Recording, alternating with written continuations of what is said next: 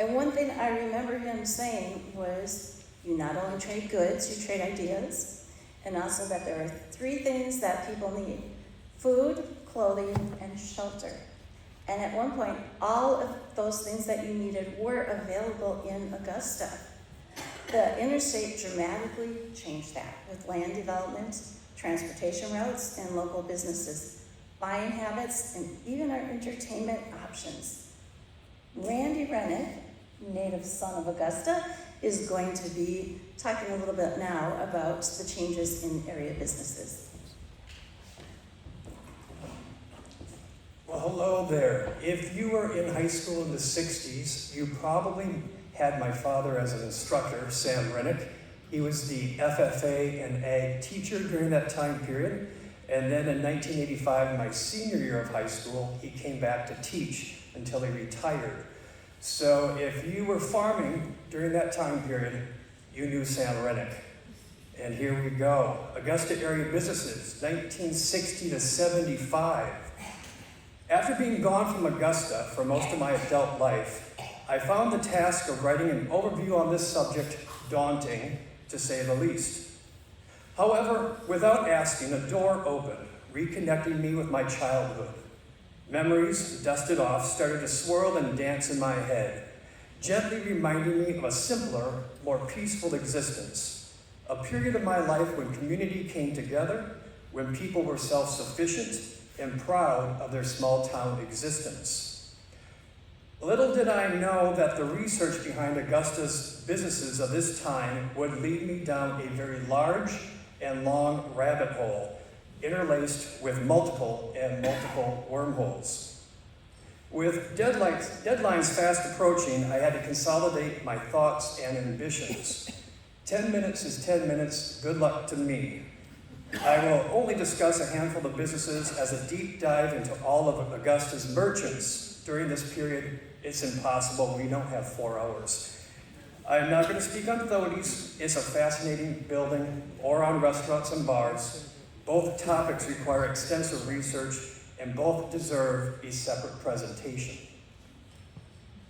Augusta, at this time, was a small-town farming community, roots deep in dairy and agriculture. Local businesses served its citizens and surrounding farming community, providing daily goods and services. On Friday nights, businesses stayed open late for the farmers. Fridays were a family affair. No getting into the car to run to Eau Claire. Frequent trips to Eau Claire were not nearly as common as they are today. Lincoln Street and the surrounding areas were filled with grocery, hardware, and clothing stores, as well as many gas stations. There are fuel pumps replenishing the tanks of the endless stream of cars that cruised through Augusta on their way to destinations unknown. So here we go. Some businesses might be missed, but they'll be for a future presentation. If you wanted your haircut, Arlene's Beauty Shop for the ladies and Les's Barber Shop for the gents. If you were hungry, Green Lantern Cafe, Nancy's Cafe, Viv's Cafe, The Gateway, New Cafe, the Red Dot Cafe, the A&W Root Beer Stand, the Black Bear Supper Club. And just for fun, aerial shot of the Black Bear Supper Club, probably from the late 50s, but you'll notice no campground and no gas station. And that little house is gone now. If you had a powerful thirst, Deccan's Tavern, Farmer's Bar, Duduk Inn, Rodell Bar, The Buckhorn, Clatt's Tavern, Bill and Jack's Tavern, Jim's Tavern, Don's Bar and Grill, Chet and Stell's, The Sportsman's Bar, The Riverview Tavern, Hygiene and Nell, The Wayside Strikes Tavern, The Hideaway Bar. I guess we were thirsty back then. There's a few of them. If you needed lumber to build your husband a doghouse because he was always thirsty, Lampert's. That's actually a picture from Lampert's in 1973 when the building that's there now was built in 73. If you needed a hammer and nails to build that doghouse, Coast to Coast Hardware.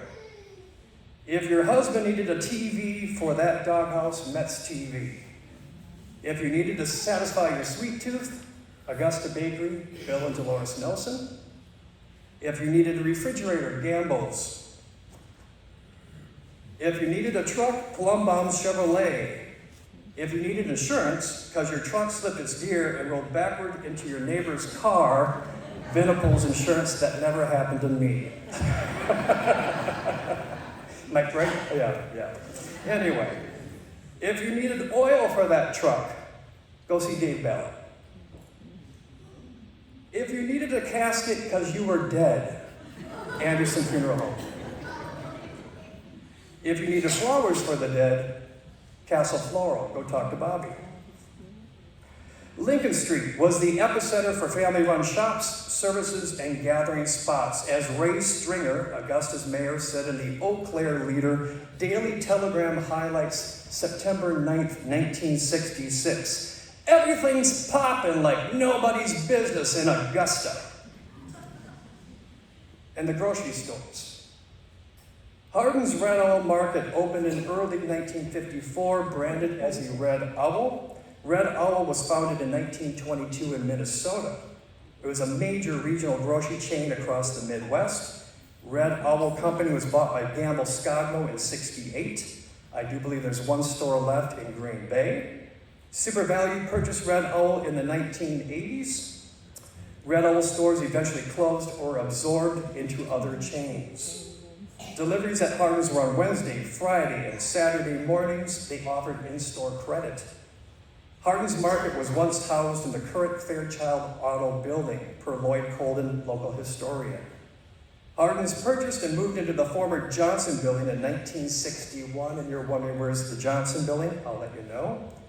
Bill Hardin sold to Shirley Campbell and son Tom Campbell in 1966. So for many of you, you now know where the Johnson building was, because it became Camps. Opened June 1966. Shirley retired around 73, and then Tom took over the store. Known for their meat department, and the cashier was Marge Langworthy. She started at Camps 1 month after the opening and continued until it closed. And correct me if I'm wrong, but I think the checkout lanes were at an angle when you walked into the store. Korth's, IGA. IGA was founded in the United States as the Independent Grocers Alliance in 1926. They operated in small-town markets and were independently owned and operated. Korth's opened a newly remodeled IGA store in '42. Brothers William Orville and Dale Korth ran the store. And this was a new store with a self-service grocery. Products were lined up in bins or shelves along the walls. Compact shelves or bins were arranged in the center of the store to complete the merchandise display. Customers could then pick up products using a shopping basket or a shopping cart. Payments for purchases were made at the cashier's counter by the exit. Korth's IGA was the first grocery store in Augusta to market this way, back in 1942. Deliveries were on Wednesday and Saturday mornings, and they sold to Tim Tyler in July of '73. Tim Tyler rebranded as Tim's Red Owl, and then he sold to Lee Wolfgang February 1980, and the store became Red and White Grocery. I forgot about that part. Side note, back in 1976, the country celebrated their bicentennial, and Augusta celebrated with a beard contest. And the best beard went to Tim Tyler. And the worst beard went to Tom Randall. Tom, if you're here, I'm sorry. John's IGA opened in '74 on the location of the former Plumbaum Chevrolet building. It was the main competition for the Augusta grocers. It was new and modern with a large parking lot. IGA franchises operated in small-town markets and were independently owned and operated. Cashiers had to ring up groceries, reading each price label that was attached to each item. There were no barcodes, and they had to look up sales tax. Registers did not tell the cashier how much change to give back. They had to count it back to the customer. You can go ahead and ask my sister, Renee Barca, because she worked there for many years. West Side Grocery, also known as a little store. If anyone has a picture of the little store, let me know, because I could not find one. Ed Krukenbecker opened the new store February 1950 per Lloyd Colden. The store was 1/2 block from the old high school. Their home was next door. They were open Sundays 8 to 12. Other grocery stores were not open on Sundays. And if you see that ad, that came from the one of the yearbooks in the 60s. And if anyone can tell me why it was known as the local prune joint, let me know. The chain of owners, Kuchenbecker to Ryland Stevens, January of 64, Lloyd Zook, June of 69, Clarence Buck, March 72, and by 1975 it had a rent sign on it. And possibly why did it close? Well, in 76 or 77, the old high school shut down, and in early 77, the new high school opened for students. And there might also be another reason, theft. Duke Anderson, in his 86-87 sophomore history class, had the students write essays on Augusta. They look at the past. And this one was on the West Side Grocery. The small grocery store had its problems with theft during lunch hours of the students. So Ryland Stevens took a candy bar and marked it with a big red X on the back of the paper. Then he placed the candy bar out in the front of the till so we could see it at all times. After he put the candy down, he pulled a chair aside and watched the candy for as long as the students were rampaging through the store. Then all of a sudden it started. 75 to 100 students came in and pushed, pulled, grabbed, and got what they wanted to eat. The line of kids at the cash register went halfway around the small store. Soon the rush was over, and all the students went back into the school. Ryland walked out in front of the cash register and looked for the candy bar. It was gone. Then he asked Marie if she had sold the candy bar with the X on it to any of the kids. She claimed she had not. Ryland could not believe that someone would have stolen the candy bar.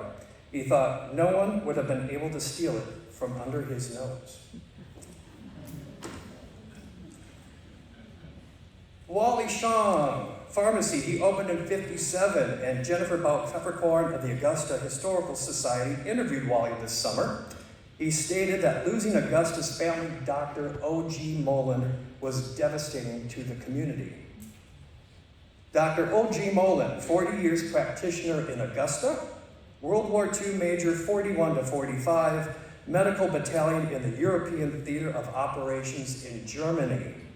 He served the staff at both Sacred Heart and the Luther hospitals. Imagine that today. Charter member of the Lions Club, he passed March 21st, 1979. So question, how many people here had Dr. Mullen as their family doctor? That's what I thought. This one, how many people here had mothers whose delivery doctor was Dr. Mullen? Yep. Very important man. Stringers, Korth Skogmos Kaiser's AC Works. In November of 1960, Ray Stringer sold Stringer's Mercantile to the Korth brothers, Orville, William, and Dale. They rebranded as Korth Skogmos. They were a franchise dealer of Gamble Skogmo. Corporate was headquartered in the Twin Cities. Skogmos founded in 1920, and they were defunct by 1984. And the photo here on the left is Bill Korth. He was a store manager. They sold clothing and related items per Lloyd Colden, and they were open Friday night till 9:30 up in the upper right-hand corner. You can see that little spot where they say open to 9:30 for the farmers. In 65, E.E. Gene Kaiser, nephew to Ray Stringer, purchased Korth Skogmos around November 1965, and he moved here from Cary, Illinois. He added floor covering, carpeting, and linoleum. Do you remember that? Bobby Ives told me that his mother purchased carpeting from Kaiser's. AC Works purchased Kaiser's in 67. He sold family apparel.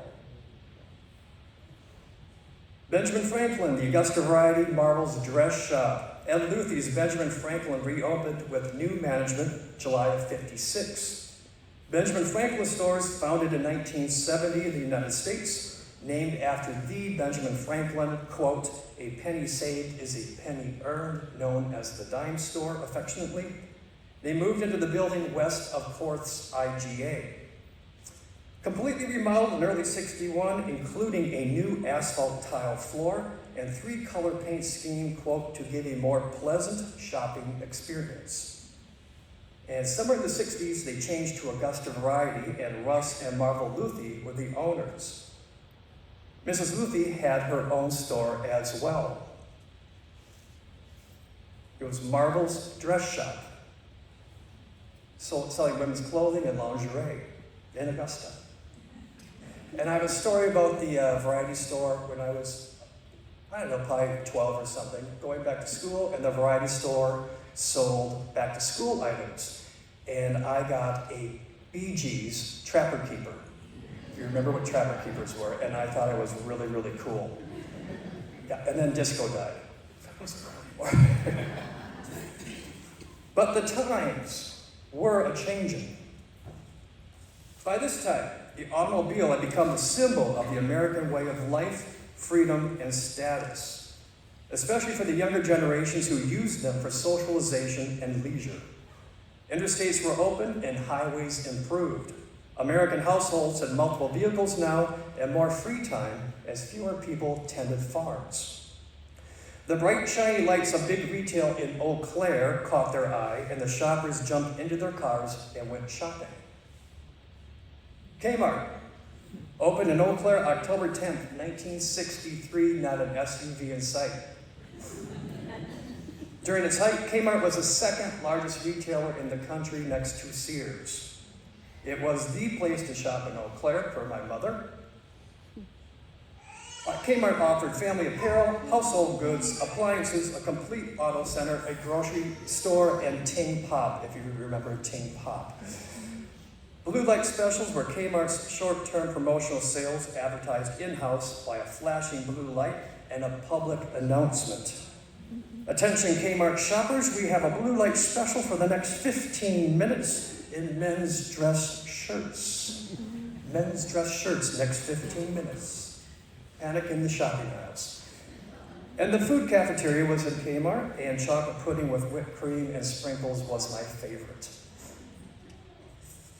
And then, the opening of London Square Mall on November 10th, 1971 changed how retail was sold to consumers in the greater Eau Claire area. The age of the shopping mall was born, and the consumer wanted more. Over 30 acres, London Square Mall sat on. 32 stores opened on opening day. Employment opportunities of up to 1,000 jobs. Free parking, 2,200 parking spots. 400,000 square feet of retail. Sears, largest retailer in the country. That's a picture of people waiting in line on opening day to get in. Sears was on one end of London Square Mall. On the other end was Praying Company. They were upscale clothing. In the middle, by Woolworths and Walgreens, was Little Ben, the Little Ben clock. The mall's owner, Mark Atkinson, inspired by nearby London Road, commissioned a replica of Big Ben in London. It's now housed at the Chippewa Valley Museum. Also, you have the double-decker London Square bus. To quote an interview with Wally Shawn from this past summer, the opening of both I-94 and London Square Mall signaled bad times for Augusta. But Augusta wasn't done in by Eau Claire's increasing dominance in the retail world. Augusta's merchants created a contest to fight back and bring customers back into town, and it worked. Lucky Buck Days. Lucky Buck Days was announced in the newspaper on March 2nd, 1972. The first drawing, March 7th, 1972. Cash prize was $50. Rules: register with a participating merchant just once, and be present when the name was drawn around 12 p.m. If the person whose name was drawn was not present, then the money went back into the kitty, and the pot continued to grow, awaiting the next week's drawing. But the times were a-changin' again. Years progressed, traffic slowed, Eau Claire grew. Some Augusta businesses adapted, some closed. Some reopened as something new. AC Works closed in 92, sold to Tom and Peggy Randall in 92, rebranded as The Woodshed, and continues to operate today with new owners. Camps closed February 7th, 1987. Per that newspaper article that you see, Tom Campbell had to work 7 days a week to keep up with John's IGA. But the main reason for his shutdown was Eau Claire. It is now the Veterans Memorial. Our Johansson Buggy Wheel Motel, decrease in travelers driving through Augusta due to I-94, sold in 78 to Joe Wagner, and the motel was converted to a single-family home. They are now rental apartments. John's IGA closed in 92 and is now known as Lance's Fresh Market. Lambert's is still here. The Augusta Bakery is still here, and in the 80s, Arlene's was sold to Pat Bauk. She rebranded as Sheer Delight, is still here. This one is interesting. Both the Red White grocery store, Augusta Variety, Marvel's Dress Shop were purchased by the Zorn family in the 80s and eventually converted to Augusta Hardware. Wally Shawn's Pharmacy is also part of that store. From left to right, you have Shawn Pharmacy, then you have the grocery stores, and then you have the variety store, and on the far west would be Marvel's Dress Shop. Now you can't really tell what it is, what it once was. Things change. Things are supposed to change. Seasons change, people change, times change. Sometimes progress steamrolls the past. Sometimes progress preserves the past. The more things change, the more things stay the same. To put things into perspective, 100 years ago, you could surf the Sears Roebuck catalog and purchase a complete house kit. Everything needed to build and complete the home of your dreams. Everything delivered to you. Some assembly required. And in 2025, Amazon. Why leave the house? Thank you.